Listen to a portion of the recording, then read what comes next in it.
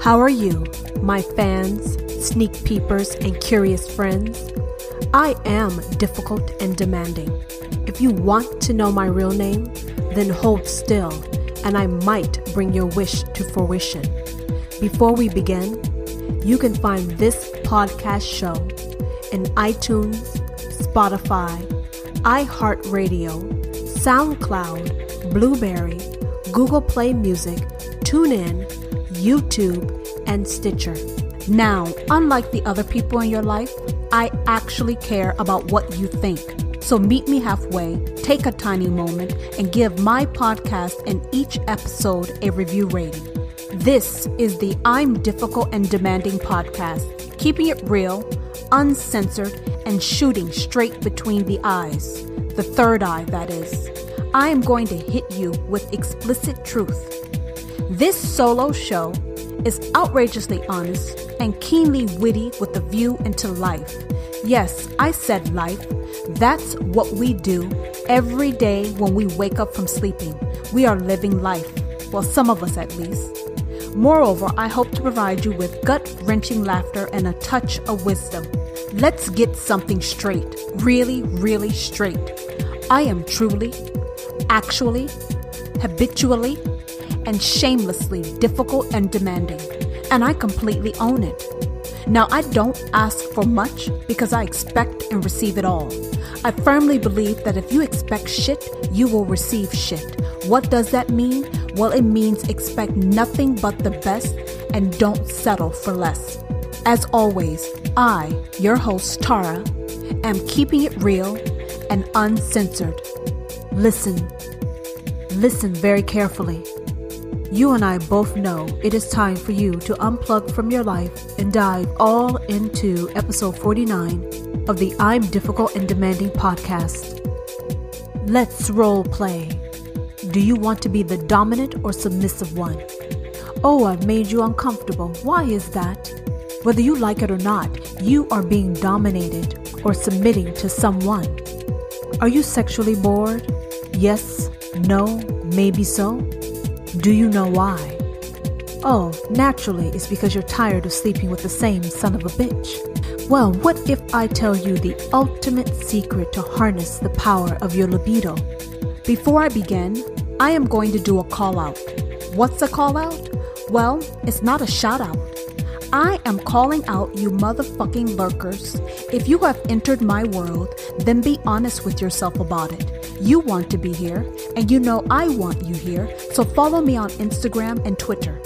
Finally, climb aboard and enjoy the entire show, because I am giving you plenty of ridiculous honesty. Once the podcast episode ends, I am keeping it going on my Instagram page at Difficult and Demanding and on my Twitter page at Mrs. D and D.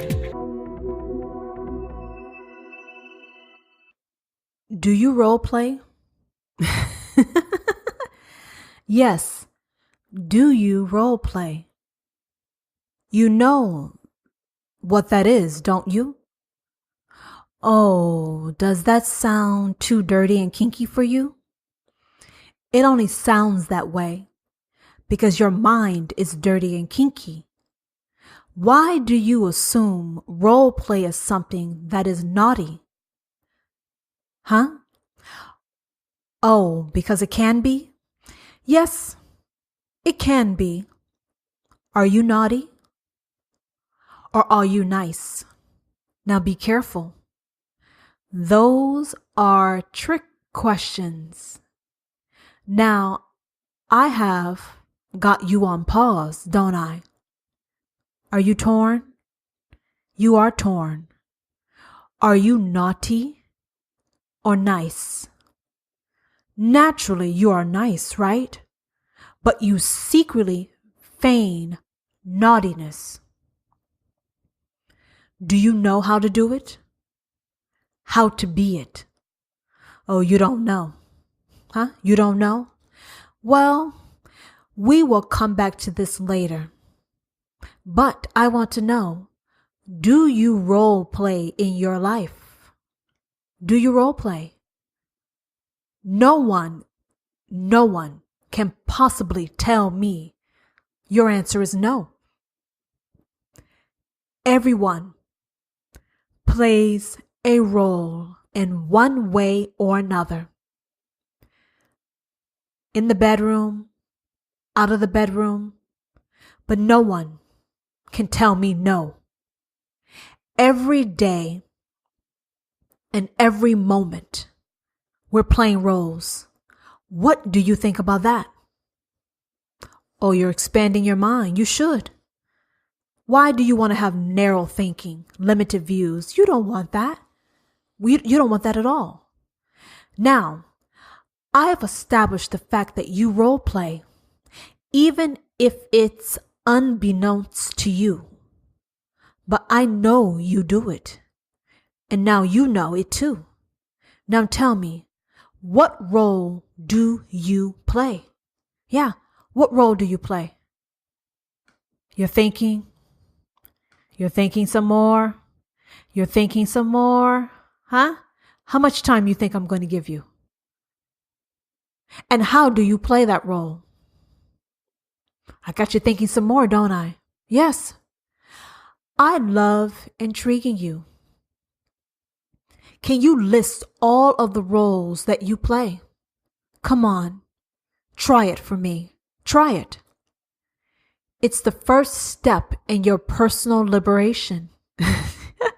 Yes, I like setting people free from bullshit and pointing you in the direction of your true self.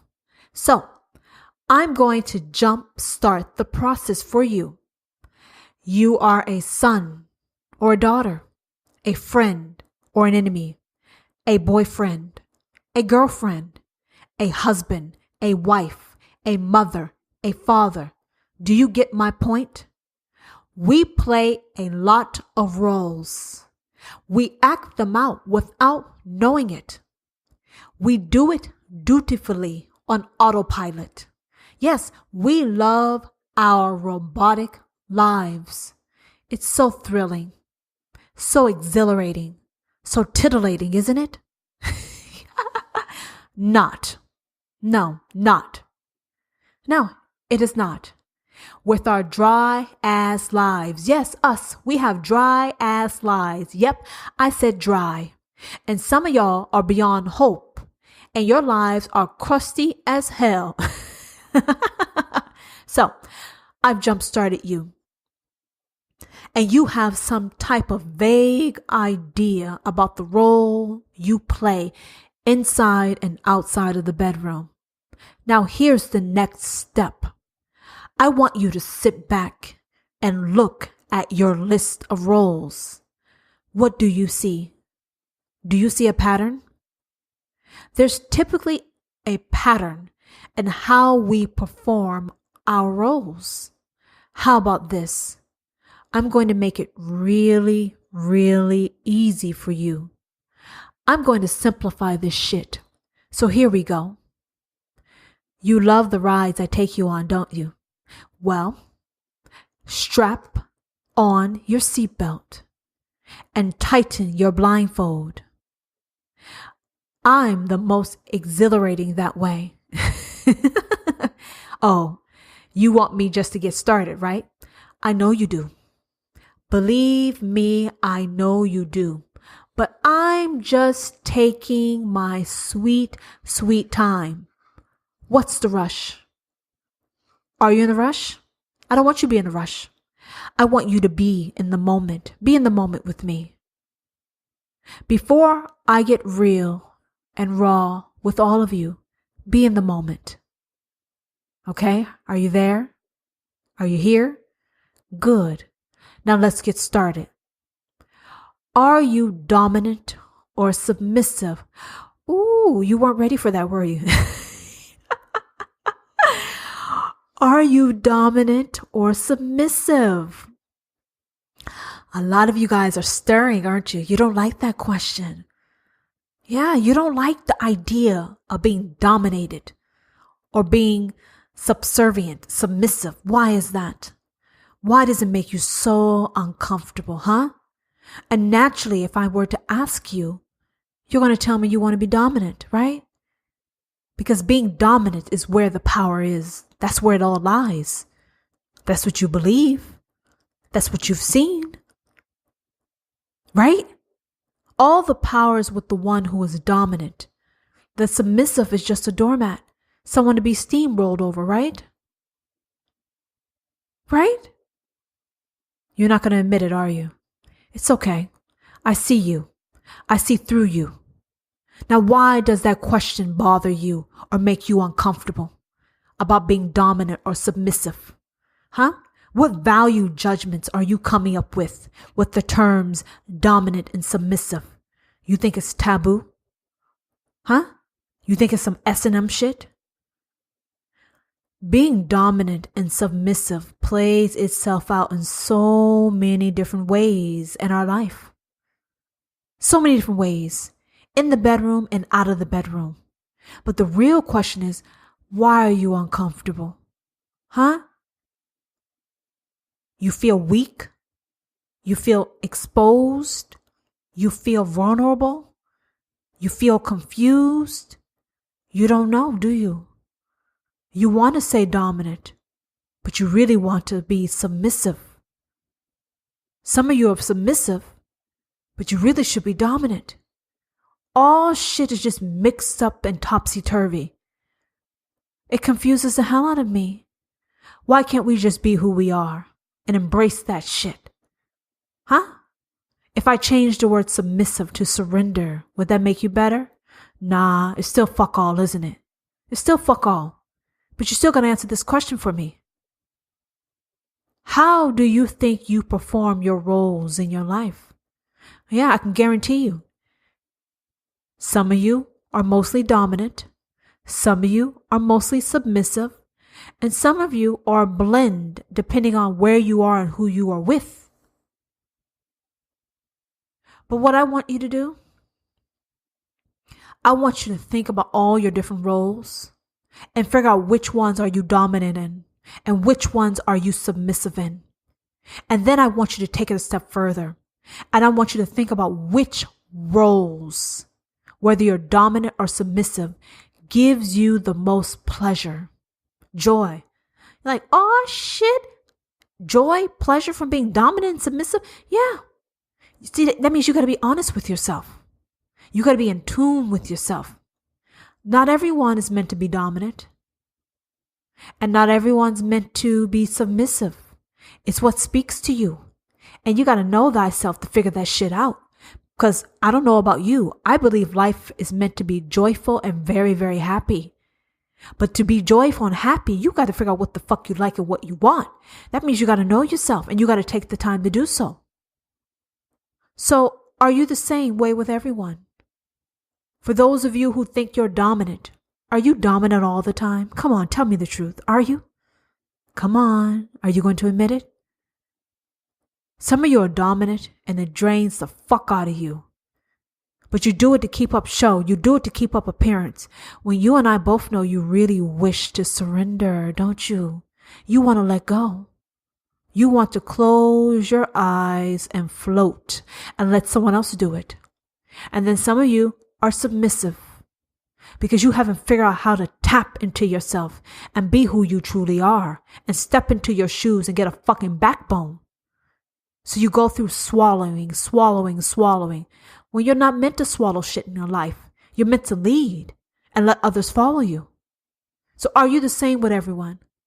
No, you're not. You shift from dominant to submissive depending on where you are and what the fuck you're doing and who you're with. And how do you feel about the roles that you play in your life? Are you a dominant mom or are you a submissive mom? Think about how you do what you do and why you do what you do. Because then when you have those answers, then you can tweak what the fuck is not working so you can have your best goddamn life. That's all I hope and wish for all of you, is to embrace who you are. Find who the fuck you are. Say hello, embrace who you are, and live your life happily ever after with you. But to do that shit, you got to take your fucking glasses, your blinders on, and look deep and figure out what the fuck works for you and have no shame, whether it's being submissive or dominant. Own that shit. Own it. Do you seek out people, places, and things that allows you to be the way you like? Yes. Once you figure out, I like to surrender, I like to be dominant, do you seek out things to support that? Or do you keep moving forward with your fraud ass goddamn life, pretending to be what you're not? Because it looks good. That's what other people expect from you, right? So if they expect it, naturally you expect it also. It doesn't matter if it's not right for you or not. You got to start searching for things that work for you. And when you find out what works for you, you will naturally start to gravitate towards people, places, and things that will give you what you need and what you desire. But if you're steady pretending to be something you're not, how are you ever going to receive or attract what it is that you truly want? Because you're pretending. No one can offer you what the fuck you need if you're putting on a goddamn show, you're wearing a mask or a motherfucking costume. How are you going to get what you need when you have a costume on? It's when you take the fucking costume off and you expose who you truly are and you're loving and accepting of who you are and what you are, then naturally things come to you. A magnet cannot attract itself, the positive and negative of a magnet, if there's something in between. So when you remove your costume, the in-between, it becomes easier for you to attract what makes you happy in your life. Just a pearl of wisdom for all of you. What do other people think about how you play your roles? Yes, we always care about what the fuck other people think now, don't we? We're clueless as to what we think about us, but we love to hear other people's opinions. We love to hear people's opinions. People who don't even know a goddamn thing about themselves, but they're full of opinion about other people. Yes, we like to listen to those people and tell them what, and let them show us what they think about who we are, because what they think will tell us who we are, right? You see, you got to stop caring about what other people think, and you start to get to know what the fuck you think, because what you think is the only thing that matters. And if the people around you cannot support you and the true role that you want to live in your life, you got the wrong people around you. Life is about happiness. It's about happiness. And if the people around you cannot be happy with you, that means you got the wrong motherfucking people around you, because the right people who love you, they will accept you, they will support you, they will uplift you, whether you like to be submissive or dominant. They won't place their expectations upon you. They will realize that that's not their place and they will stay the fuck in their lane. Do you understand? Do you know the difference between an ego or spirit-based role playing? Yes, it's a little wordplay, isn't it? It's a little tricky, isn't it?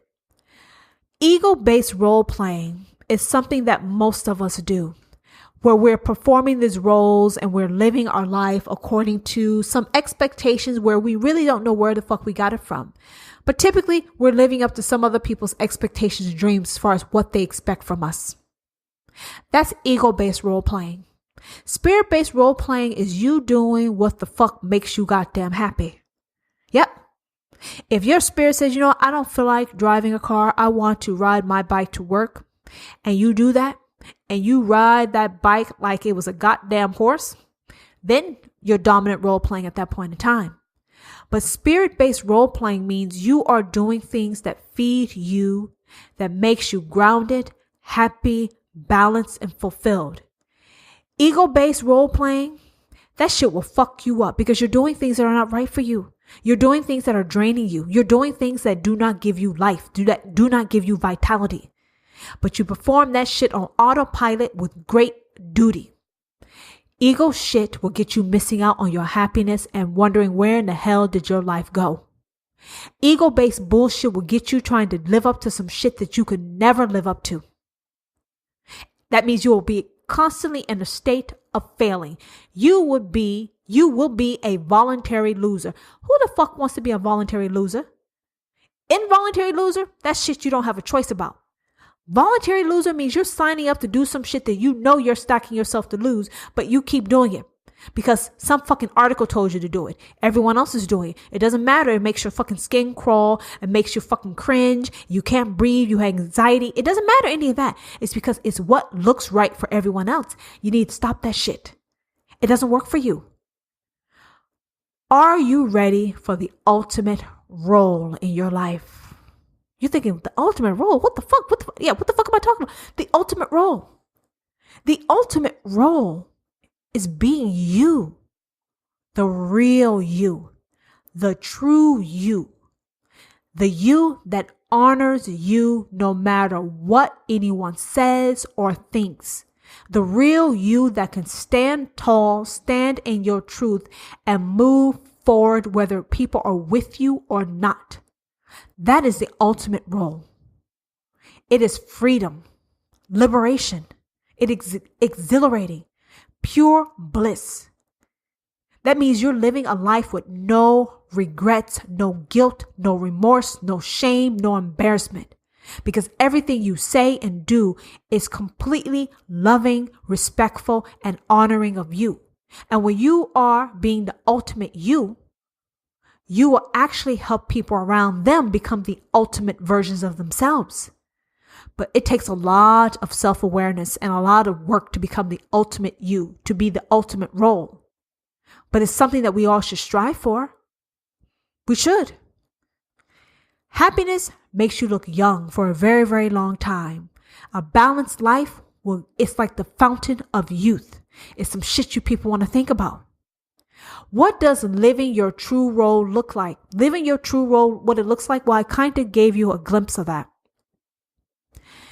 It's being in tune with your feelings and following the clues and signs that are presented to you every moment, every day. We have different emotions that we ignore. We don't pay attention to. We don't listen to our instincts or those messages that pop into our mind about how you need to do something, when you need to do something, and possibly why you need to do it. We ignore all that. Why we ignore it? I really don't know. We're trying to live up to some things that are not real, that's really limiting. And you're missing out on being the best version and having the best life that you could possibly ever think of. And at the end of the day, when I asked you about being dominant and submissive, what that really entails is yin yang balance. You can't have someone that's dominant without someone who chooses to submit, to surrender. Listen to what the fuck I said. You can't dominate anything unless someone chooses to submit to you. And the key word here is choose, which means both parties have power. Yeah, both parties have power. We got uncomfortable when I asked, are you dominant or submissive? Because one appeared to be more powerful than the other. No, the power is equal between the two of them. It's always been equal. It's our misconceptions that lead us to believe that they're not equal, but they are equal. You can't submit to anyone unless someone is willing to dominate. And you cannot dominate unless someone chooses to submit. They go hand in hand. One cannot exist without the other. It's like night, day, on and off. So if it's as simple as that, balancing things out, I hope you guys can get a different point of view. You can't have two head chefs in a goddamn kitchen. One has to lead. Everyone else has to fall back and fucking follow. Do you understand? So when it comes to being your true self, your ultimate self, living your ultimate role, you have to decide how you want to do it. Whether you're going to surrender, submit, and be under someone's canopy and they dominate you and you submit to them because you trust them, you respect them, and you know they'll care for you. Or do you choose to be the dominant one and you take on the responsibility of doing the right thing for all parties involved? You got to know yourself. You got to know yourself. Are you living a balanced life with your role? Most people, we're not living a balanced life. It's not balanced at all. which is why a number of different of us get sick. We're frustrated. We're bored. I mean, the list goes on and on of how things manifest itself in our lives because we're doing things out of duty, out of obligation, out of role playing that really don't bring us much joy. Now, I'm not saying you abandon all your responsibilities. No, there's some things you got to do no matter what, whether you love it or not. But you can counterbalance that by places you do have an option and choice. You can go seek that shit out and live that. And you can balance out that mundaneness that you have on the other side of your life. You can actually add some vitality to you. But people, you got to really turn around. You got to open up that fucking closet door that you have all your fucking skeletons and demons in. And you got to open that fucking door and introduce yourself to your shit. Yep, that's what the fuck I said. Introduce yourself to your shit. Get to know yourself. Get to know your demons. Give them fucking names. Dance with your goddamn skeletons. Don't leave that closet door locked. Open that shit up. Let that shit come out. Because that is going to help you be the ultimate person. It's going to help you live your ultimate life and the best role that you can, which is to be you, the true you. No half-ass, second guessing, pussyfooting motherfuckers. No, fuck that shit. Live your life. Do you, be you. Have the courage to do so. You will find that your life becomes very light, free, bubbly, and happy. What's wrong with that? Unless you like being motherfucking miserable, which is your choice and none of my motherfucking business, but to get real happiness that stays with you, that's not fleeting, you got to be real with yourself. And you got to get real really fast and really soon. Do you understand? What would you think if a person could cause you to change how you perform your role? Yes, what that means is if you typically live your life and in a dominant manner, and you come around someone who basically changes how you respond, maybe they give you great comfort, they give you ease, they give you security, and you find that you go from being dominant to surrendering to submitting with great ease and pleasure. Have you ever encountered that? Where you're around people and your whole self appears to transform and you're like, fuck, who the fuck is this? I didn't know this was in me. If you're around people who help you transform to a more calm, peaceful, happier person, then that's usually a clue that's probably who you truly are. And due to life and circumstances, you are behaving in a certain way that's not really who you are, but you're doing it because you have to. You have no choice. So you really want to watch and pay attention to who's around you and how you are, how they make you feel, how you behave. You got to pay attention to all those things because those will start to give you clues and insight into who you truly are, what you actually need, what you want, and then you can figure out how to get that shit. Do you understand? Whether you're dominant or you submit or surrender, it's really two sides of the same coin. Both are equally powerful and they cannot exist without the other. So if you have the opportunity to switch back and forth, you should do that. If you only like to be dominant, you should do that. If you truly only like to surrender and submit, you should do that. But whatever you decide, you want to find people and places and things that can honor that in you, that can help support you and be the best person you can be under that situation. And don't feel like you need to be something you're not because of other people. Be you. That's all you can do is be you. So you got to get comfortable with you. And you don't have to justify whether you're dominant or surrendering. You don't have to justify that to anybody else. All you have to do is decide what you want to be, and you do that shit. Do you understand? Stay tuned for something in the news.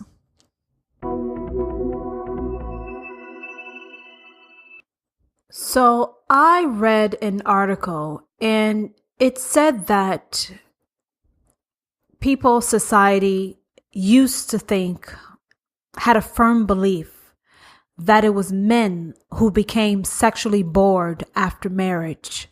But this article says that that is not true.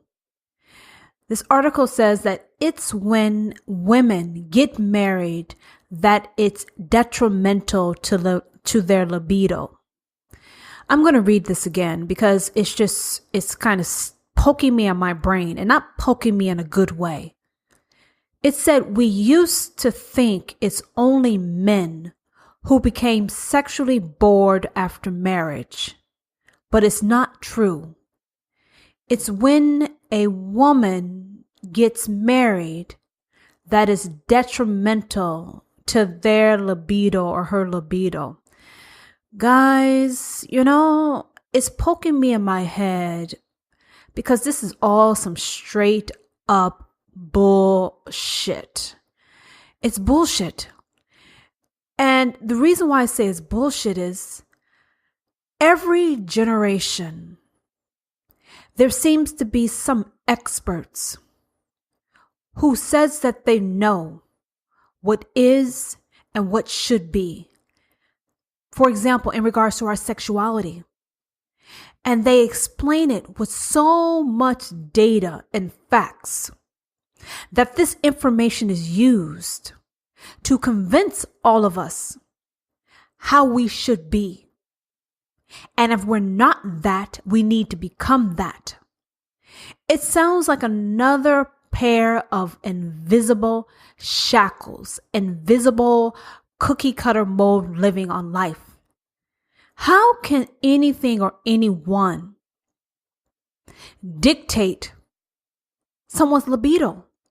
A libido is much more complex or simple, depending on what lens you look through, than an article can even begin to understand.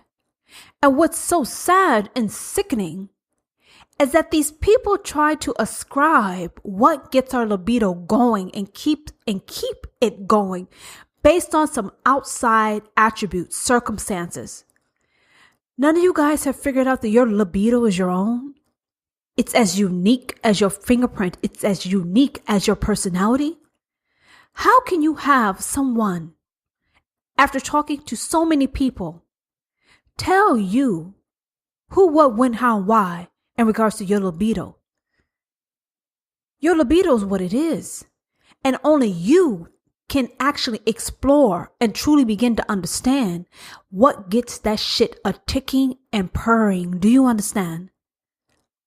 Can you try to understand that just because someone appears to know what they're talking about, that doesn't mean a goddamn thing?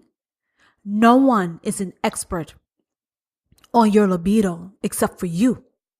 And if you're reading these articles and you're taking it to heart, it's clear to me that you're no expert on your libido.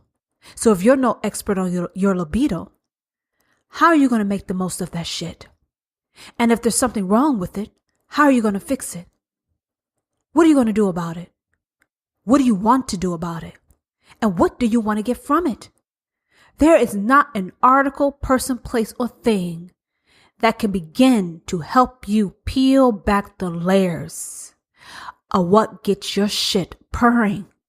And that shit that I'm referring to is your sexual libido. Do you understand?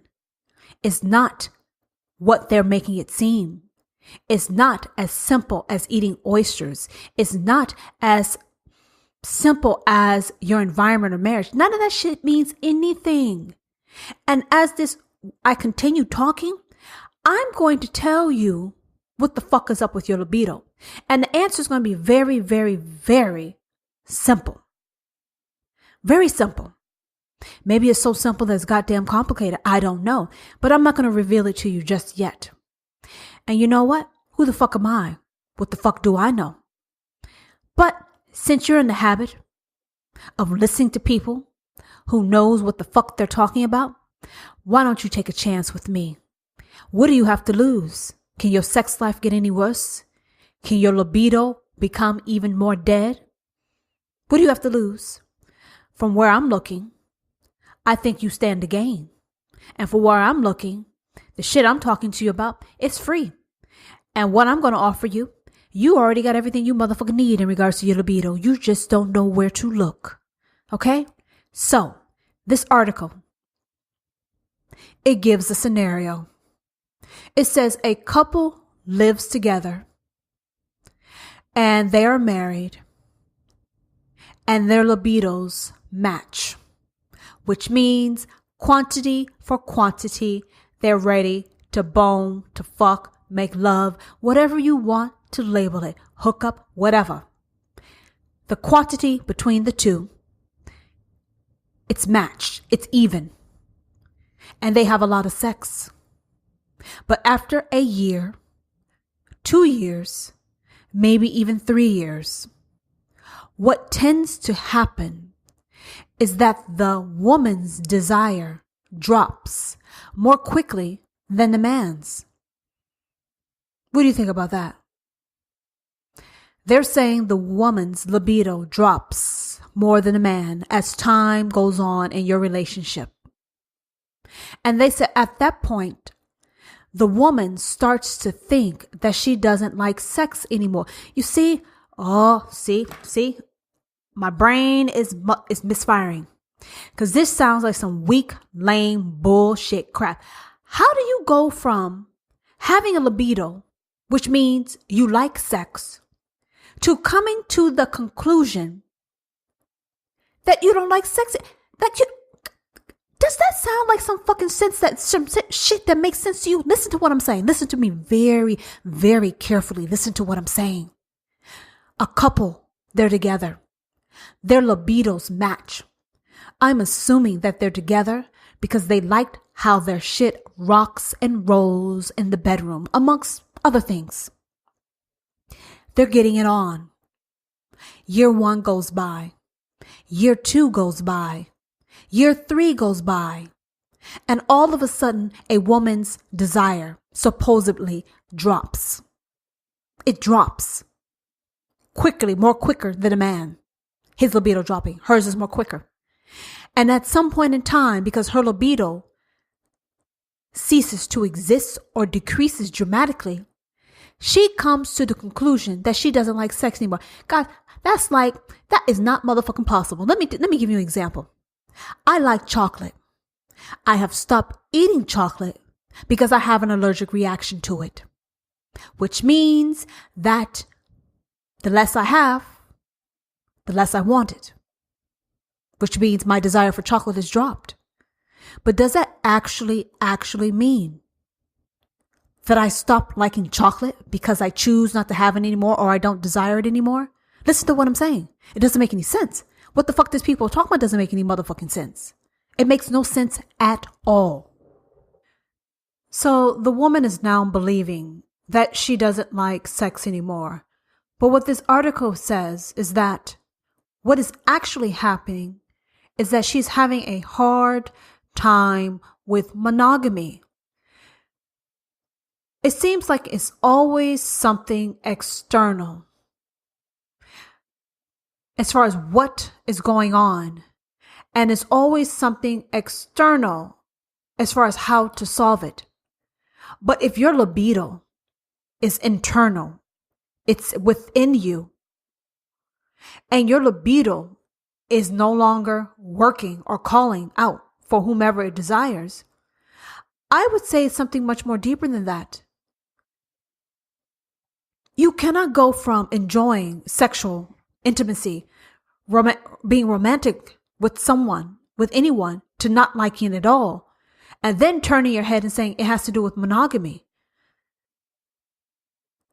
Eventually, let's say she leaves her marriage and she finds a new sexual partner. Then she's going to get tired of that motherfucker too, right? And then she finds another one, and she finds another one, and she finds another one. But here, let me throw something out here to you guys. The reason why most of us have an interest and connecting with someone in a sexual way is because there's something between the two of you. There is a very strong attraction that draws both of you together. That's why they say you love who you love. You can't explain it. Sometimes you're attracted to people who aren't typically your type, but something about them draws you in. Well, the same goes for your libido. So if your libido is no longer working with your partner and your spouse, instead of saying the issue is monogamy, the issue is I don't like sex, Maybe the issue is you're not paying attention to your damn self and you have lost touch with who you are and what you need. Because what happens in relationships is we have a tendency to lose ourselves because we try to blend the fuck out of every goddamn thing to be one, to be a unit. We must do the same things. We must like the same things. We must speak in the same way. We must have the same friends, the same interests. Every motherfucking thing must align and match because that is a life. How is that a motherfucking life? Nothing around us in nature matches exactly the same. But for some reason, when we are in a relationship and we are in love, we just think we need to merge everything the fuck together. You see, when you start merging things together and muddying who you are, your wants, your needs, your desires, your passions, when you start muddying that shit, guess what happens to your libido? That shit also gets watered down. Your libido, like I said, is unique as a goddamn fingerprint. It knows what it wants. It knows what it needs. And when it gets all those things, it works very, very well for you. That is why at the beginning of a relationship, where it's new, whether it's new in the honeymoon phase of a marriage or it's new in the beginning stage of a relationship, everything is working so well because you guys have your individuality. But as you become comfortable, complacent, you start having expectations and obligations of being alike, doing things alike, you cease to exist. You become one hodgepodge of a goddamn couple. And then you want to know where the spontaneity, where it went. Why your libido has stopped working and magically you no longer like motherfucking sex. Who doesn't? Listen. I know there's some people who don't like sex for a multitude of reasons, but the bulk of us, most of us, hopefully close to all of us, like that shit because we know what it can give. Hopefully some of you people are faking fucking orgasms. I don't know what the fuck to tell you about that. That's a different episode at a different time. I'm going to assume you like that intimacy. You like that connection, right? Well, when you merge everything together, your libido also gets merged. It ceases to exist. Your libido is your spirit, your personality. It's your soul. And when you start burying it, locking it away, muddying it, watering it down, just to appear this harmonious, happy couple, that's when your shit gets fucked up. You cannot go from enjoying sex to not liking sex. What that tells me is you don't like yourself. You don't like your life. And when I say you don't like your life, I'm not talking about your partner and spouse. You don't like the person that you are being or having to be in this relationship. You no longer like that role that you're in because it no longer fits to who you are as a person. I told you many times before, we change every minute, every moment, and every day. Our beings are very fluid and dynamic depending on what's going on in our life and what's going on around us. And our libido is impacted by that. So if things are happening or things that you're participating in and you're doing, if it no longer speaks to your being, it no longer speaks to your core and your soul, if you're not happy, your libido will reflect that. If you don't like your life and you don't like you in your life, your libido will reflect that. If you're too busy trying to fill some fucking magical role-playing shoes as far as how you're supposed to be in this relationship and what it's supposed to look like, picture perfect, your libido is going to suffer for that. It's very simple. It has nothing to do with fucking monogamy. It has nothing to do with that. Nothing to do with that. It has nothing to do with the fact that you no longer magically went from liking sex to not liking it at all. It has nothing to do with that.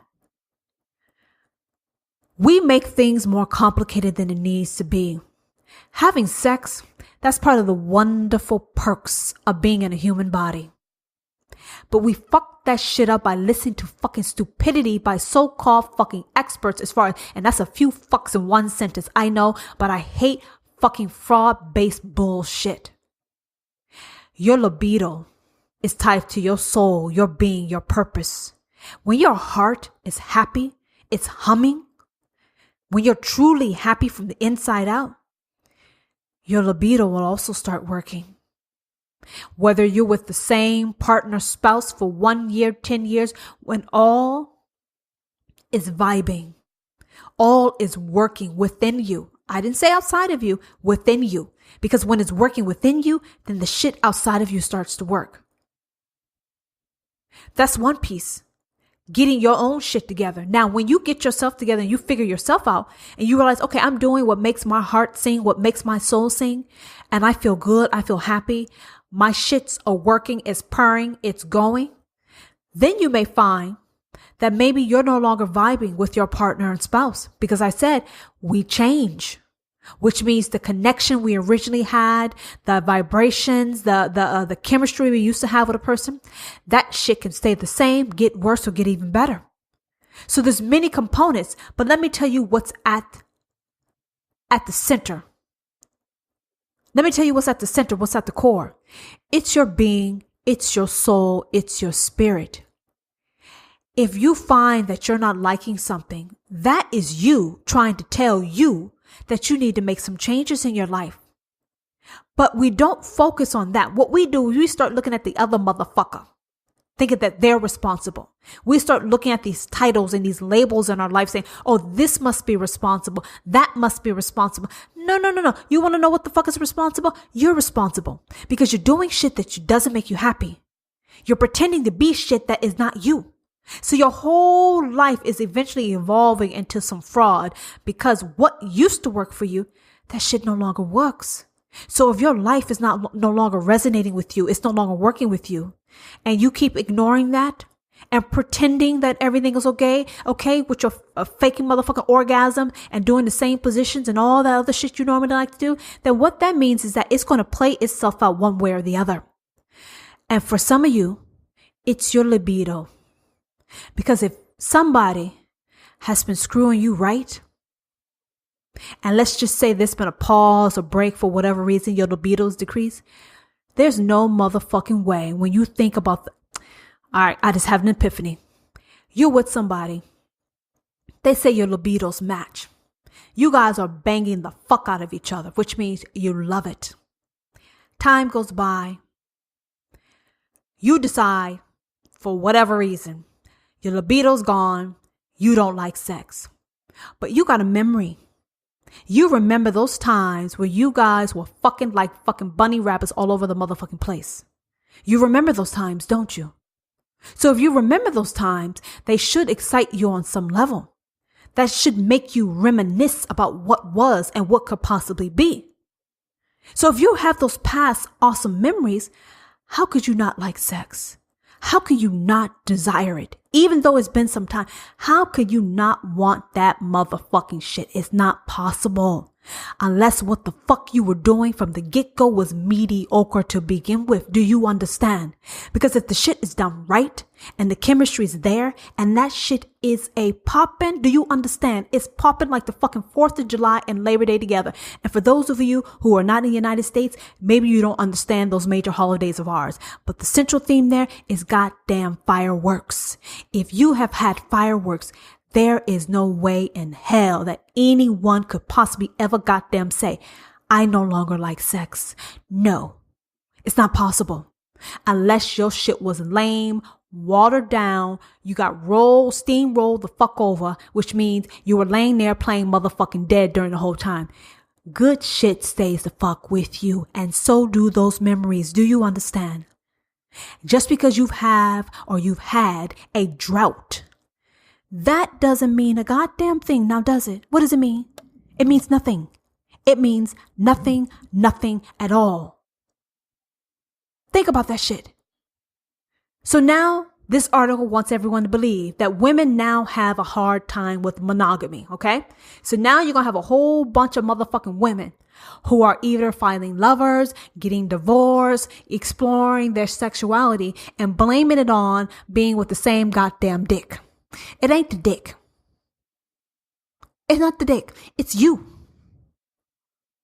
You can't stop liking some shit that basically made your motherfucking brain go pop, pop, motherfucking pop. You cannot. It is not possible. Unless the fucker that you with doesn't know what the fuck he's doing and both of y'all are fucking had a lobotomy. It's not possible. This article said that most of what we've been taught about female sexuality is untrue. Go fucking figure. Even the shit she's trying to tell you right now is a motherfucking fraud. It's untrue. But hey, who am I to judge? I'm just here to play she-devil motherfucking advocate. That's what I said. I'm here to play she-devil advocate. They said starting with the basic assertions that men have a stronger libido than women and that men struggle with monogamy more than women do. You can find any type of data to support whatever you want whatever you want to confirm or put out there. You can manipulate the data to support that. The fact is, people's libidos are their libidos. There are men with very, very low libidos. There are women with high libidos. It has nothing to do with gender. And they like to prescribe or ascribe to the fact that since men have more testosterone, they're more than likely to have a higher sex drive. Yes, but most men are not fucking 24/7 like goddamn fucking robotic porn stars. No, they have to take a break sometime for this shit, right? They gotta let that shit rest. So what I'm saying to you is you have to take what these experts say with a grain of salt. There's not one size fit all, meaning women are this way and men are this way. Each person is unique. It's unique. How they're wired is unique. What gets them going? What sets them the fuck off? It's all unique sexually, just like with everything. So you got men thinking that they have to be walking around like a fucking stud when some of them are not. They're not. They're trying to be. They can't be. They're failing to be. And then they're disappointed and they have all these anxiety issues because they can't live up to some shit. You can't live up to other people's expectations because you are not equipped to perform at those expectations. You may perform above that benchmark or you may perform below that benchmark. Any number of things are possible. So if we're going around believing that women have close to no libido at all and men have the highest libidos, all of that makes no sense. The fact is, it depends on you and who the fuck you're fucking and what that chemistry is like. And if that chemistry is right, you can imagine what that's like. If it's not right, it's probably what the fuck your life is right now. Seriously, there's no cookie cutter. There's no formula. You got to know yourself, what the fuck you like, what you need, what you want, how you gonna get that shit. And when you see it, you need to pounce on it like that. Don't even waste a fucking breath. Pounce. That's what you need to do.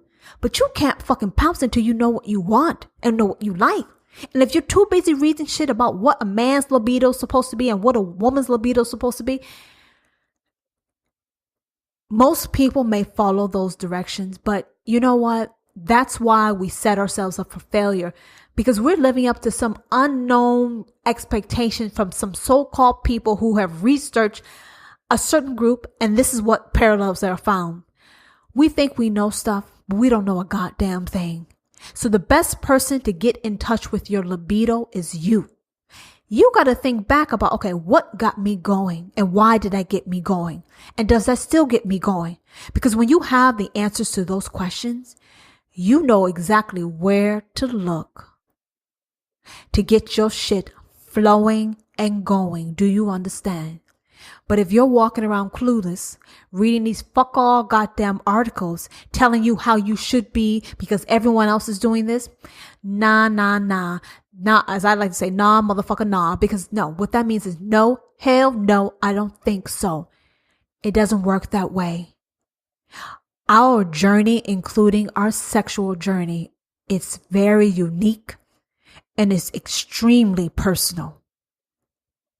And if you're a woman with a very high libido, when you read articles like these, it could leave you feeling that there's something wrong with you.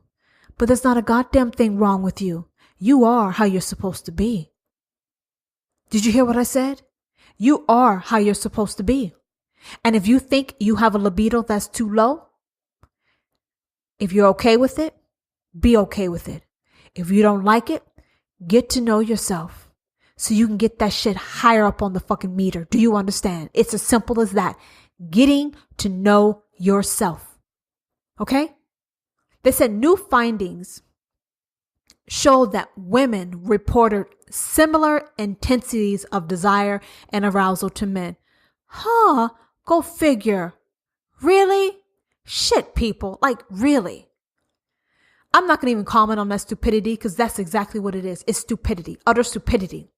The article says that certain generations, were taught that men were the ones who needed variety. But the exact opposite turns out to be true. The exact opposite turns out to be the cause. So now it went from women not needing variety to now women need variety and men aren't the ones that need variety. You know, when shit doesn't line up, when you can't connect the dots on some shit because the dots keep motherfucking moving. Have you ever tried to connect two dots and dots keep moving all over the fucking place? Yeah, just imagine you got one dot, you're trying to connect another dot to draw a straight line. But the other dot just keeps dodging you, moving the fuck around. That's what this shit is. It's a fucking point that keeps moving the fuck around because you're not supposed to connect the goddamn dots. Look, guys, you can't say for God knows how many generations that women are supposed to have low libidos and men are supposed to have high libidos, and men need variety and women don't need variety. And then a certain number of years go by. Now you say men are good. They don't need variety. It's the women who need the variety. This sounds like some fucking drug-induced hallucination fucking bullshit. It's all fraud. Listen to me, guys. I'm going to simplify your goddamn life. You want to know about your libido? Ask yourself. Find out, think about the moments that got you the most motherfucking hot and start connecting the dots as far as what it was. Was it what the person was doing? What they were saying? How they look? How they smell? Was it the sensations? Was it the time of day? Was it the fucking temperature outside? You need to figure out that shit because the more you know about yourself, the more happier you will be sexually and many, many other ways in your life. Do you understand? It's as simple as that. They said over familiarization with a partner and desexualization kills a woman's libido. No, that's some bullshit. You want to know what kills a fucking libido, man or woman? It's when you're fucking with somebody who you don't vibe with anymore. One. What kills the libido?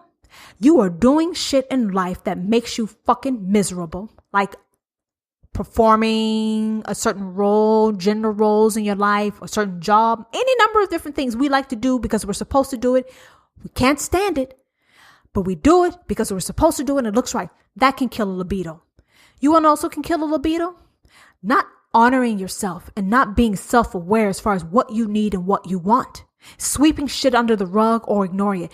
Those are libido killers. Also, what's a libido killer? Doing things or not exploring things that your heart sends you a signal to find out about. Exploration any number of different ways. When you don't follow what makes your heart sing, it will impact you in one way or many other ways, including your sexual libido. So instead of you going to look at the motherfucker that you're hooked up with in a relationship and blaming that shit on them, maybe you want to go take a long and hard look at yourself and your past and figure out what has changed within you. Because at the end of the day, it's your libido. It's not your partner's libido. It's yours. So it means that it is your responsibility. It's like having a baby. You take the time to learn what that baby needs, right? Well, consider your libido your sexual baby. Get to know it. And understand that as time goes by, it grows, it matures, it evolves, and what it seeks, needs, and desire also evolves and changes.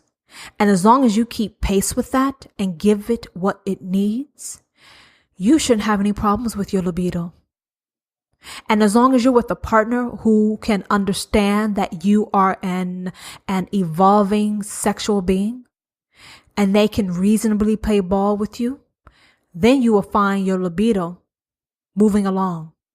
But if they don't want to play ball, then you may have to get a new motherfucking partner. Or you may choose to be fucking sexless, whatever. In one of my other episodes, what I mentioned to you guys is we think that when it comes to sex and intimacy, we fall into these roles of how we're supposed to be, what mood we're supposed to have, all these other things, these steps and notions in our head, like this fucking recipe, these instructions of how it's supposed to be. But life is not that way. Each moment of every day, you feel differently. So if you walk around trying to set the perfect mood, the perfect environment, all those different things, you're waiting for all those stars to line up, you're missing some opportunities.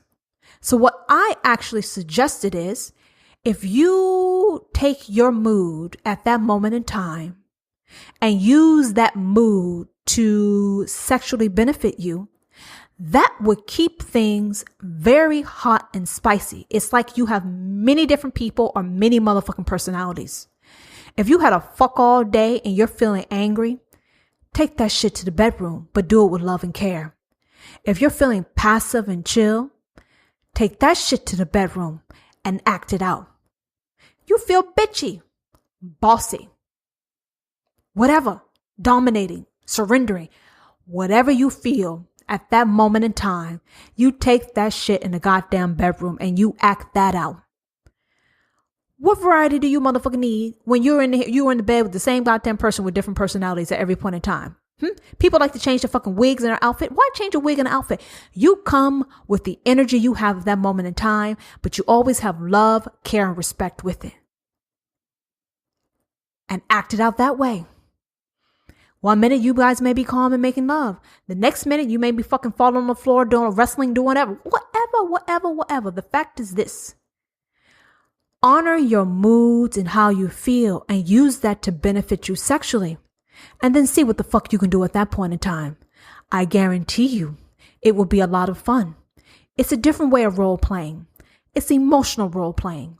I like to call it spiritual role playing, where you're honoring yourself no matter what day of the week it is, what your day is like, and you're still finding ways to be loving and connect and get your physical, mental, emotional, and spiritual needs met. Something for y'all to consider.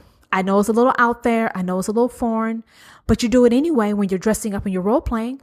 So if you want to skip all the fucking costumes and figure out, okay, how am I feeling right now? Am I feeling happy and bubbly? Okay, I'm going to be happy and bubbly. Do I feel like teasing, being difficult? I'll tease and be difficult. Use that shit to spice your life up. That shit is free. It's free. It's fucking free. You don't have to go anywhere to buy the shit. It's already with you. Okay? So I'll speak to you guys next week. Are you disappointed this has come to an end? Well, it doesn't have to. Reach out and let me know what you think about this episode and my podcast. You can try and slide into my DM, but I will kick your ass out.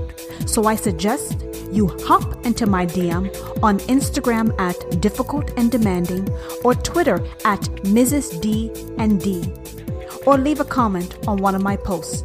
Now give. My episode links to friends, family, associates, frenemies. Hell, give it to your enemies. Actually, I don't give a damn who you give it to. Just give the shit to people and bring laughter to others and show your love for this podcast. You might want to consider checking out my Instagram page at Difficult and Demanding. Episode 50 is here on November 2nd, 2018 from the I'm Difficult and Demanding podcast.